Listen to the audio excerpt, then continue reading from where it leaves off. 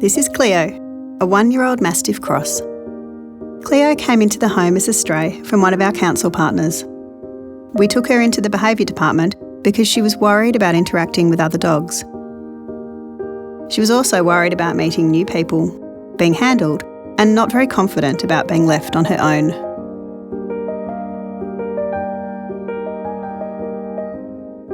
She worked with our trainers to learn some foundation skills and become more independent.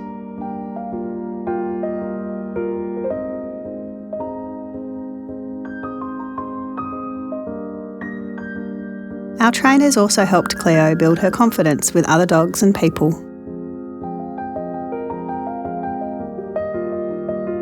After making great progress with our team, CLEO is ready to be adopted. Your donations help us transform lives.